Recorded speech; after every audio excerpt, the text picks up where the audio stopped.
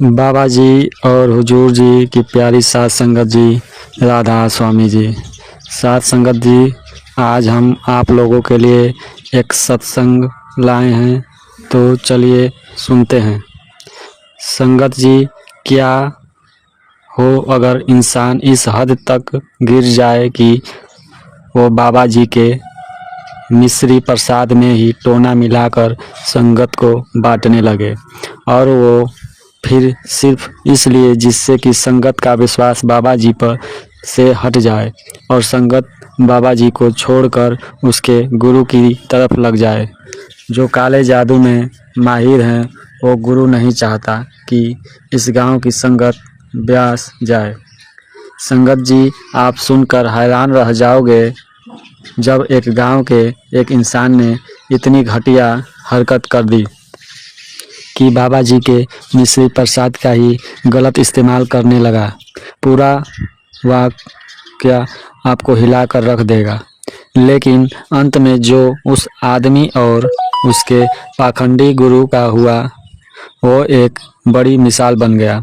आइए सुनते हैं इस पूरी घटना को और जानते हैं कि अपनी संगत की रक्षा के लिए एक पूर्ण गुरु क्या कर सकते हैं। एक पूरा गांव बाबा जी को मानता है। वहां उस गांव के लगभग हर सदस्य ब्यास जाते हैं और जब भी ज़रूरत हो सेवा भी करते हैं। उसी गांव में कहीं दूर किसी दूसरी जगह से एक साधु ने अपने डेरा बनाया। साधु थोड़े बहुत जादू टोने जानता था और उसने 2 से 3 जादू दिखा कर वहाँ उस गांव के एक इंसान को अपना मुरीद बना लिया। वो इंसान ना तो पहले ब्यास जाता था और ना ही उसको परमार्थ से कुछ लेना देना था, लेकिन उसका पूरा परिवार सत्संगी था। जब साधु ने 2 से 3 टोने दिखाकर उस आदमी को अपने बस में कर लिया तो उस आदमी ने निरंतर साधु की सेवा करनी शुरू कर दी। धीरे धीरे समय बीता तो वो उस साधु को भगवान मानने लगा। जब भी ब्यास में भंडारा होता तो गांव के सब लोग इकट्ठे होकर ब्यास की तरफ चल देते। जब साधु ये सब देखता तो वो हैरान रह जाता कि मेरे पास इतनी शक्तियां हैं, लेकिन फिर भी ये गांव वाले उस डेरे वाले बाबा के पास जाते हैं जिसने आज तक इन्हें ना तो कोई चमत्कार दिखाया और ना कोई फायदा पहुंचाया। जब गांव वाले ब्यास जा रहे होते तो साधु अक्सर जोर जोर से कहने लगता, मेरे पास आया करो, मैं तुम्हें रातों रात अमीर बना दूंगा। मेरे पास हर तरह के टोने टोटके हैं। लेकिन गांव वाले उसकी तरफ ध्यान ना देते और ब्यास की तरफ बढ़ जाते। साधु को अब उस गांव में 6 महीने हो गए थे, लेकिन उस एक आदमी के सिवा कोई भी साधु के पास नहीं जाता था।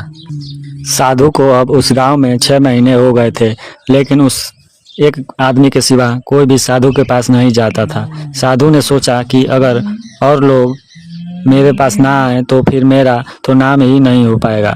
मैं तो चाहता था कि मेरा इतना नाम हो कि आसपास के गांव वाले भी यहाँ आए। साधु ने अपनी तरफ से बहुत कोशिश की, लेकिन कोई उसके दरवाजे तक नहीं जाता था। एक दिन साधु ने उस आदमी को कहा जो उसकी सेवा करता था। साधु बोला, बेटा तू मेरी बहुत सेवा करता है, लेकिन सिर्फ तेरी सेवा करने से ना तो मैं तुझे कुछ दे पा रहा हूँ और ना ही मेरा नाम हो पा रहा है। तू ऐसा कर, किसी तरह अपने परिवार के लोगों को मेरे पास लाना शुरू कर दे। शुरुआत अपनी पत्नी से कर। मैं तेरी पत्नी को ऐसे चमत्कार दिखाऊंगा कि वो कहीं और नहीं जाएगी।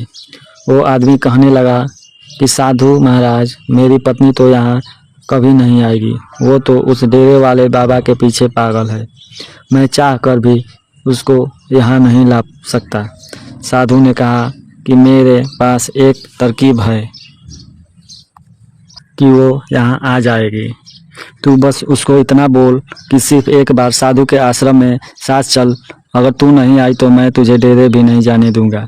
उस आदमी ने घर जा कर यही बात अपनी पत्नी से कही और पत्नी ने कहा कि ठीक है, मैं एक बार उस साधु के आश्रम में चलने को तैयार हूँ, लेकिन उसके बाद तुम्हें भी एक बार डेरे भंडारे पर चलना होगा। उस आदमी ने कहा कि मैं इस बारे में तुझे कल बताऊंगा। फिर उस आदमी ने साधु से इस बारे में पूछा कि अगर वो यहाँ आई तो मुझे भी डेरे जाने होंगे।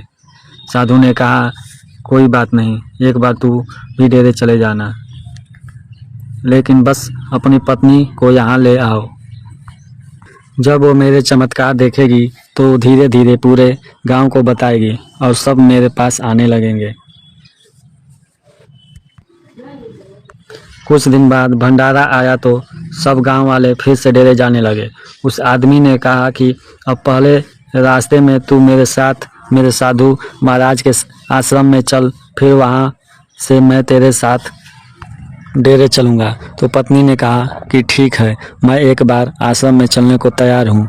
जब वो आदमी अपनी पत्नी को आश्रम लेकर गया तो साधु खुश हो गया और उसकी पत्नी को कहने लगा, बेटी क्या रखा है उस डेरे में और उस बाबे में, क्या देता है तेरा बाबा तुझे जो तू वहाँ जाती है? देख, मेरी सेवा करोगे तुम दोनों तो तुम्हारा घर पैसे से भर दूंगा, इतना मिलेगा कि तुम्हारी गरीबी मिट जाएगी। संगत जी, उस आदमी की पत्नी का पर्दा खुला हुआ था। वो कहने लगी, साधु महाराज, मेरे बाबा जी ने मुझे जो दिया है वो तुम नहीं दे सकते। उन्होंने मुझे संतोष दिया है, शांति दी है। हमारे घर में पैसा नहीं है तो भी मैं शांत हूँ, खुश हूँ, और मुझे क्या चाहिए। इतना कहकर पत्नी आश्रम से बाहर निकलने लगी तो साधु को गुस्सा आ गया और साधु बोला, मूर्ख औरत, अगर मैं धन दौलत दे सकता हूँ तो बर्बाद भी कर सकता हूँ। मेरी सेवा नहीं की तो मैं तुझे बर्बाद कर दूंगा। पत्नी ने कहा, साधु महाराज, आपने जो करना है कर लेना। मुझे मेरे गुरु की ताकत का पता है, वो अपनी संगत पर आंच भी नहीं आने देंगे। इतना कहकर पत्नी वहां से निकल गई और वादे के अनुसार उस आदमी को भी एक बार डेरे जाने पड़ गया। उस आदमी ने साधु से कहा कि मैं शाम को वापस आकर आपके आश्रम में आऊँगा। इतना कहकर वो आदमी अपनी पत्नी के साथ डेरे पहुंच गया और वहां ओपन कार दर्शन के बाद मिश्री प्रसादी दी गई तो उस आदमी ने उस पैकेट को जब जेब में डाल दिया। रास्ते में उसकी पत्नी समझाने लगी कि ये कोई साधारण मिश्री नहीं बल्कि बाबा जी का आशीर्वाद है, इसकी कदर करना। लेकिन संगत जी, उस आदमी के ऊपर तो उस साधु भूत सवार था। जब वापस गांव पहुंचे तो वो आदमी उस समय आश्रम में पहुंच गया और साधु ने पूछा कि बेटी, मुझे ये बता कि वहाँ डेरे में ऐसा क्या होता है जो ये गांव वाले वहाँ जाते हैं। उस आदमी ने भी डेरा पहली बार देखा था तो वो कहने लगा कि साधु महाराज, डेरे में सिर्फ यही एक गांव के लोग नहीं बल्कि हजारों गांवों के लाखों लोग एक बहुत बड़े पंडाल में बैठे हुए थे। और फिर उसने अपनी जेब से मिश्री का पैकेट निकालते हुए साधु को दिखाया और कहा कि और लाखों लोगों को ये पैकेट भी दिया गया। साधु ने पैकेट अपने हाथों में लिया और गौर से उस पैकेट को देखने लगा। फिर साधु के दिमाग में एक तरकीब आई। साधु कहने लगा, बेटा, क्या तू इस प्रसाद को किसी भी तरह इस गांव के हर एक सत्संगी को खिला सकता है? तो उस आदमी ने कहा कि जी, मैं खिला तो दूंगा, लेकिन इससे होगा क्या? साधु ने कहा, इस पैकेट को तू मेरे पास आज रात को लिए छोड़ दे और मैं आज रात को ऐसी विधि करूंगा कि जो भी ये प्रसाद खाएगा उसका विश्वास डेरे वाले बाबे से अपने आप हट जाएगा और वो लोग मेरे पास आने लगेंगे। उस आदमी ने उस रात के लिए वो पैकेट वहीं छोड़ दिया और साधु ने उसी रात अपनी काली विद्या करते हुए बाबा जी के प्रसाद में कुछ ऐसी शक्तियाँ डाल दी जो किसी को भी बर्बाद कर दे। लेकिन साधु ये भूल चुका था कि एक तो वो प्रसाद बाबा जी का और दूसरी वो संगत भी बाबा जी की। फिर भला बाबा जी उसको उसके मकसद में कैसे कामयाब होने दे सकते थे। अगले दिन साधु ने पैकेट को उस आदमी को दिया और कहा कि किसी भी तरह इस प्रसाद को पूरे गांव को खिला दे। उस आदमी को एक तरकीब सूझी और उसने उस गांव की राशन की दुकान पर जाकर सबकी नज़र से बच कर मिश्री के दानों को चावल की बोरी में मिक्स कर दिया, जिससे कि गांव वाले चावल खाएंगे तो मिश्री अपने आप उनके अंदर चली जाएगी। जो आदमी जानता था कि गांव के लोग हर रोज़ शाम होते ही इस एकमात्र दुकान से चावल खरीदते हैं, शाम होते ही गांव वालों ने चावल खरीदने शुरू कर दिए और सब ने घर जाकर चावल खा लिए। साधु को जब पता लगा तो साधु खुश हो गया और उस आदमी को बोला कि अब देखना, 1 से 2 दिन के अंदर पूरा का पूरा गांव मेरे पास आना शुरू कर देगा। ये सुनकर वो आदमी भी खुश हो गया और इधर उसी रात गांव में चोरी हो गई। अगले दिन सुबह जब गांव वाले उठे तो किसी का कोई सामान गायब था तो किसी का कोई सामान। गांव वाले बहुत परेशान हुए और गांव में एक सभा हुई कि देखो, चोर बाहर से तो नहीं आ सकता, चोर इसी गांव का है। सब गांव वाले इस गांव में बने कुल 50 मकानों की तलाशी लेंगे। जिससे भी मकान से चोरी का सामान मिल जाएगा, उस मकान में रहने वाले सदस्यों को पंचायत सजा देगी। सभी गांव वाले मान गए और तलाशी शुरू हुई। एक एक करके 50 के 50 मकान खंगाले गए, लेकिन चोरी का सामान वहां किसी के घर नहीं मिला। गांव वाले हैरान थे कि आखिर सामान किसने चुराया। और फिर एक भाई को एकदम याद आया कि गांव के आखिरी छोर पर वो साधु भी तो डेरा डाले बैठा है, उसकी भी तलाशी होनी चाहिए। हो सकता है ये काम उसी का ही हो। सब गांव वालों ने भी कहा कि हाँ, बिल्कुल उसकी भी तलाशी होनी चाहिए। इतना कहते ही पूरा गांव उस साधु के आश्रम की तरफ चल पड़ा। साधु और उस आदमी ने दूर से देखा तो दोनों खुश हो गए। साधु बोला, देखा मेरी ताकत, एक ही रात में पूरा गांव यहाँ बुला लिया। साधु नहीं जानता था कि गांव में चोरी हुई है और वो सब वहाँ तलाशी लेने आ रहे हैं। जब गांव वाले ने आश्रम में पहुँचे तो साधु ने कहा कि आओ मेरे बच्चों, अब मैं तुम्हारी तकदीर बदल दूंगा। तुमने उस डेरे वाले बाबे को छोड़कर बहुत अच्छा किया। गांव वाले बोले, साधु महाराज, हम यहाँ तुम्हारी सेवा करने नहीं आए बल्कि तुम्हारे आश्रम की तलाशी लेने आए हैं।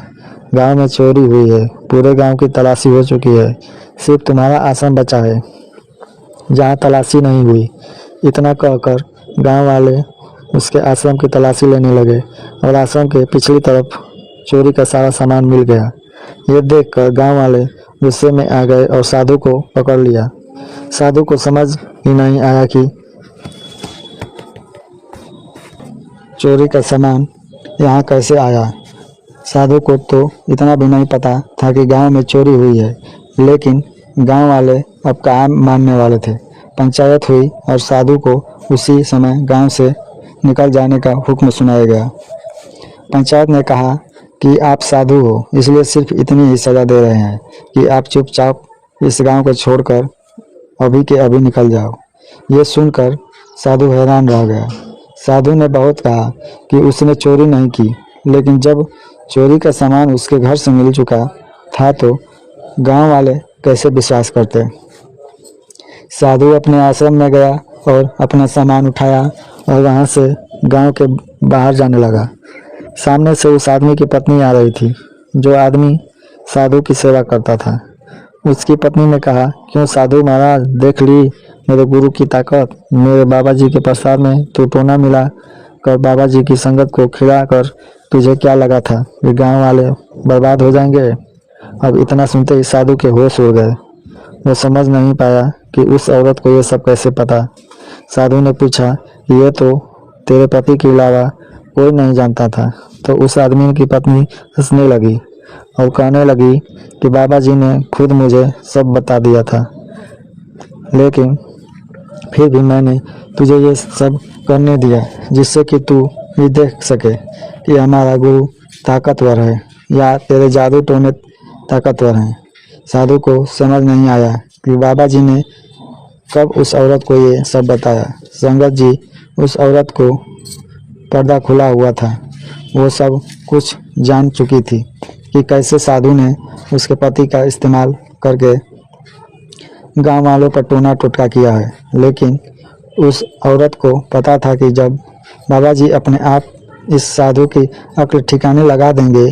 साधु चुपचाप वहाँ से निकल गया और फिर कभी उस इलाके में नहीं दिखा। संगत जी ऐसा ही एक वाक्य और सुनाते हैं, जब एक ऐसे परिवार पर उन्हीं के पड़ोसियों ने काला जादू कर दिया था। जिस परिवार की बुजुर्ग माता जी बहुत कमाई वाली थी। आइए सुनते हैं। एक बुजुर्ग अम्मा थी, बड़ी ही सच्ची भक्ति भाव से भरी हुई। हर सुबह सूरज उगने से पहले वे नहा धोकर मालिक के नाम में बैठ जाया करती थी। उनका सिमरन इतना गहरा और सच्चा था कि उसका असर पूरे घर के वातावरण पर पड़ता था। घर में एक शांति, एक मिठास थी बनी रहती थी। अम्मा अक्सर अपने बच्चों और परिवार वालों को प्यार से समझाया करती, बेटा सुबह उठते ही सबसे पहले मालिक को याद करो, थोड़ा ही सही पर रोज सिमरन पर बैठो। उसके बाद ही दिन के कामकाज शुरू करना। धीरे धीरे उनके परिवार वाले भी उनकी बात मानने लगे। वे भी सत्संग जाने लगे, सेवा करने लगे, परंतु उनका मन अभी उतना गहरा नहीं हुआ था जितना अम्मा का। वे जब जब समय मिलता तब सिमरन कर लेते थे। अम्मा का एक परिवार पड़ोस में रहता था जिनसे कुछ समय से मनमुटाव चल रहा था। कभी किसी छोटी बात पर कहासुनी हो जाती, कभी गलतफहमी बढ़ जाती। धीरे धीरे स्थिति इतनी बिगड़ गई कि दोनों घरों के बीच आना जाना बंद हो गया। अम्मा ने अपने घर वालों को बार बार समझाया, बेटा झगड़ा करने से कुछ नहीं मिलता। अगर वे कुछ कहते हैं तो तुम शांत रहो, मालिक सब देख रहा है, हमें बस चुप रहना है, उनकी बातों में नहीं आना, अपना धैर्य बनाए रखना। पर संसार तो जैसा है वैसा ही चलता है। एक दिन किसी मामूली बात पर झगड़ा इतना बढ़ गया कि दोनों परिवार में आमने सामने हो गए। गली मोहल्ले के लोग इकट्ठा हो गए, शोर शराबा, गाली गलौज, यहाँ तक कि हाथापाई की नौबत आ गई। अम्मा ने बहुत कोशिश की सबको शांत करने की, पर किसी ने उनकी बात नहीं सुनी।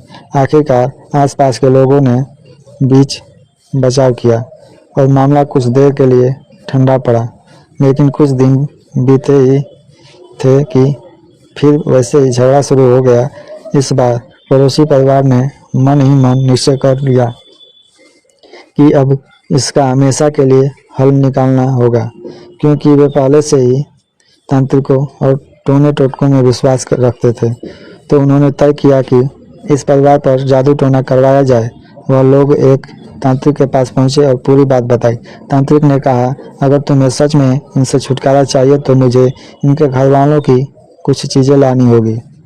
उसने मांगा, उनकी कोई तस्वीर, उनके पैर की मिट्टी और उनके इस्तेमाल किए हुए कपड़े या रुमाल, इनमें से उनका काम तमाम कर दूंगा। पड़ोसी परिवार ने किसी तरह ये सब चीज़ें जुटा ली और तांत्रिक को सौंप दी। अब तांत्रिक ने अपने काले कर्मों की शुरुआत की। कुछ मंत्र पढ़े, कुछ अनुष्ठान किए और एक लाल राग उनके हाथ में देकर बोला, इस राग को जाकर उनके घर के दरवाजे पर फैला दो, देखना जल्द ही उनके घर में बर्बादी उतर आएगी। उन्होंने वैसा ही किया, पर कई दिन गुजर गए, उस परिवार पर कोई असर नहीं हुआ।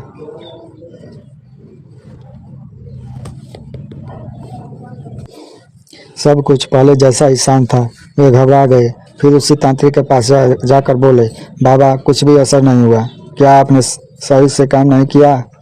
तांत्रिक भी हैरान था। वह सोचने लगा, यह कैसे हो सकता है, इतना ताकतवर मंत्र बेअसर कैसे रह गया। कुछ देर सोचने के बाद उसने कहा, इस बार मैं जो करने जा रहा हूँ वह काला जादू कहलाता है। अब कोई इसे टाल नहीं पाएगा। इस बार उनके घर से अर्थी उठेगी। तांत्रिक ने घमंड भरे स्वर में कहा, इस काले जादू से बड़ा कोई जादू इस दुनिया में नहीं है। मैं ऐसा जादू करने जा रहा हूँ कि उस परिवार की बर्बादी तय है। यह सुनकर पड़ोसी लोग खुशी से झूम उठे। उन्हें भरोसा हो गया कि अब उनकी मुश्किल का हल मिल गया। कुछ ही समय के अंदर एक महीना बीत गया, पर गजब की बात यह हुई कि अम्मा के परिवार को कोई नुकसान नहीं पहुंचा। न कोई दुर्भाग्य, न कोई घटना, बालक बंधु सब सुरक्षित थे। यह देखकर वे लोग फिर तांत्रिक के पास लौटे और पूरी बात बताई कि इस बार भी उस परिवार का कुछ नहीं बिगड़ा। तांत्रिक ने कहा कि उसे 1 दिन का समय दे दो, वह गहराई से जांच करेगा और बताएगा कि ऐसा क्या हुआ कि उसका जादू असर नहीं कर पाया। 1 दिन गहन जांच के बाद तांत्रिक उन लोगों के सामने बैठा और हंसते हुए नहीं बल्कि बेचैनी से बोला, तुम लोग जो बताने आए हो सचमुच मेरी समझ में नहीं आ रहा कि ऐसा कैसे हुआ। मैंने हर रस्म हर मंत्र पढ़ा पर परिणाम शून्य रहा। मैंने जो भी किया वो विफल रहा। बाद में तांत्रिक ने अपनाने वाली गंभीर आवाज में कहा, तुम्हारे उस घर में कोई ऐसी शख्सियत है जो किसी बहुत बड़ी आध्यात्मिक शक्ति से जुड़ी हुई है। उसकी उपस्थिति के सामने हमारी तंत्र विद्या बेबस है। मैं कितना भी बड़ा तांत्रिक क्यों न हूँ, उसकी रक्षा करने वाला शक्ति से मेरा कुछ बनने वाला नहीं है। फिर तांत्रिक ने हाथ जोड़कर विनती की, मेरा अनुभव कहता है कि अब झगड़े लड़कर कुछ हल नहीं होगा। तुम लोग लौट जाओ, उनसे मिलो और मन की बात शांति से सुलझा लो, क्योंकि अगर उनका गुरु गुस्सा हो गया तो फिर तुम लोग बर्बाद हो जाओगे।